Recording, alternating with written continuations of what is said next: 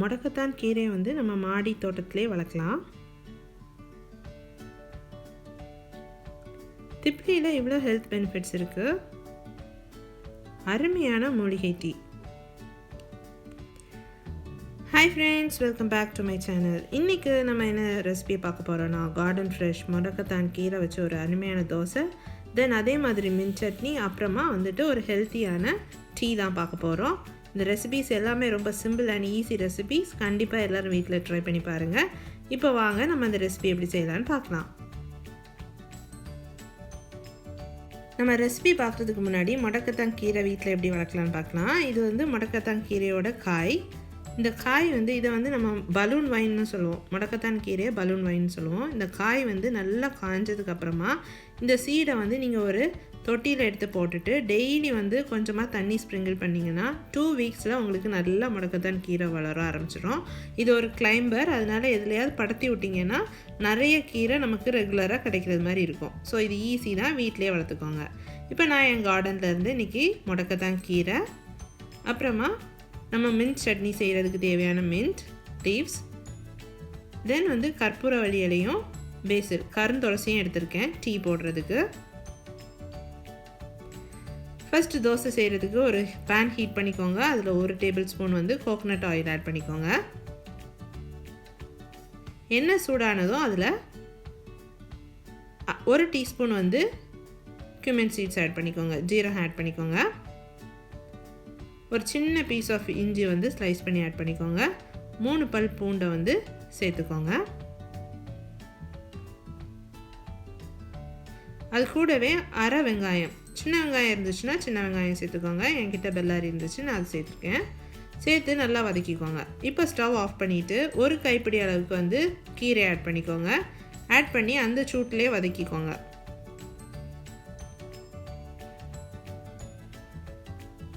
இது கூடவே 2 பச்சை மிளகாவை கீரி சேர்த்துக்கோங்க.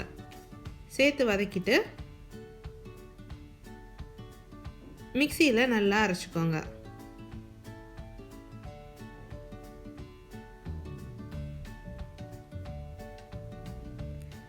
இப்படி கொஞ்சமாக அரைப்பட்டதும் அது கூட கொஞ்சமாக தண்ணி சேர்த்து நல்லா மையாக அரைச்சிக்கோங்க. இது வந்து ரெகுலரான தோசை மாவு தான். இப்போ இது கூட தான் நம்ம அதை மிக்ஸ் பண்ணி தோசை செய்ய போகிறோம். இப்போ அரைச்ச பேஸ்ட்டை வந்து இது கூட ஆட் பண்ணிக்கோங்க.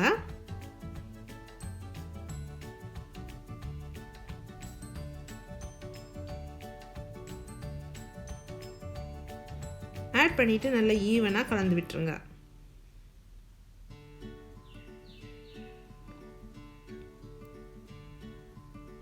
நம்ம கீரை பேஸ்ட் பண்ணி சேர்த்துருக்கிறதுனால கொஞ்சமாக உப்பு ஆட் பண்ணிக்கோங்க.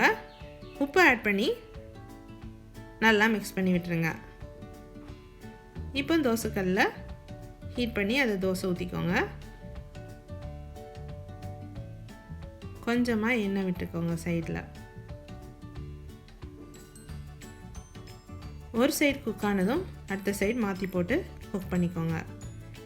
இனி நம்ம மின்ட் சட்னி எப்படி செய்யலான்னு பார்க்கலாம். அதுக்கும் நான் இன்றைக்கி என் கார்டனில் உள்ள மின்ட் லீவ்ஸ் தான் எடுத்திருக்கேன். 2 பச்சை மிளகாய் சேர்த்துக்கோங்க. கூடவே ஒரு சின்ன பீஸ் இஞ்சி சேர்த்துக்கோங்க. 3 பல் பூண்டு, ஒரு சின்ன உருண்டை வந்து புளி எடுத்துக்கோங்க. அது கூட ஒரு கைப்பிடி அளவு வந்து மின்ட் லீவ்ஸ் புதினா இலை சேர்த்துக்கோங்க. 1/2 கப் வந்து துருவின தேங்காய் சேர்த்துக்கோங்க. கூடவே உப்பு சேர்த்துக்கோங்க, தேவையான அளவு உப்பு சேர்த்துக்கோங்க. நம்ம இந்த சட்னி வந்து அரைக்கிறதுக்குள்ளாடி நம்மளோட திப்ளியோட பெனிஃபிட்ஸ் என்னென்னு பார்த்துடலாம். திப்ளியை வந்து நீங்கள் நல்லா இப்படி முத்தின திப்ளியை வந்து காய போட்டு பவுடர் பண்ணி வச்சுக்கோங்க. உங்களுக்கு காஃப் இருந்துச்சுன்னா அந்த திப்ளி கூட கொஞ்சமாக ஹனி ஆட் பண்ணி அதை சாப்பிட்லாம். ப்ளஸ் ஸ்லீப்பிங் ப்ராப்ளம் இருந்தால் கூட ஹனியும் பாலும் இந்த பவுடர் பண்ண திப்ளியும் சேர்த்து சாப்பிட்லாம். திப்ளி வந்து லிவரை நல்லா டீடாக்சிஃபை பண்ணும், நம்மளோட மெட்டபாலிசமை பூஸ்ட் பண்ணும். ஸோ நீங்கள் கண்டிப்பாக வீட்டில் ஒரு திப்ளி செடி நீங்கள் வளர்த்துக்கோங்க. இப்போ நம்மளோட மின்ட் சட்னி ரெடி ஆயிடுச்சு. நெக்ஸ்ட் வந்து நம்மளோட ஹெல்த்தியான டீ பார்க்கலாம். அதுக்கு 2 கப் தண்ணி எடுத்துக்கோங்க. அது கூட 2 கற்பூரவள்ளி இலையை இப்படி பிச்சு சேர்த்துக்கோங்க. கூடவே ஒரு 5லேருந்து 6 வந்து துளசி இலை சேர்த்துக்கோங்க. கொஞ்சமாக இஞ்சி சேர்த்துக்கோங்க.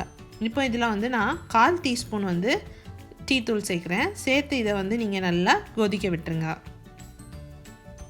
பார்த்தீங்கன்னா இப்போ நல்லா கொதிச்சிடுச்சு. இதை நீங்கள் வந்து இனி ஃபில்டர் பண்ணிக்கோங்க. ஒரு கிளாஸில் 2 டீஸ்பூன் வந்து ஹனி சேர்த்துக்கோங்க. சேர்த்துட்டு நம்ம ஃபில்டர் பண்ண டீயை இதில் ஆட் பண்ணி நல்லா மிக்ஸ் பண்ணி விட்டுருங்க.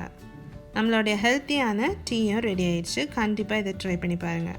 இன்றைக்கி நம்ம ஹெல்த்தியான பிரேக்ஃபாஸ்ட், அதாவது முடக்கத்தான் கீரை தோசை, தென் டீ அண்ட் மின்ட் சட்னி பார்த்தோம். கண்டிப்பாக இந்த ரெசிபி எல்லோரும் வீட்டில் ட்ரை பண்ணி பாருங்கள். என் ரெசிபிஸ் உங்களுக்கு பிடிச்சிருந்துச்சுன்னா என் சேனலை சப்ஸ்கிரைப் பண்ணுங்கள், லைக் பண்ணுங்கள், ஷேர் பண்ணுங்கள். தேங்க்யூ.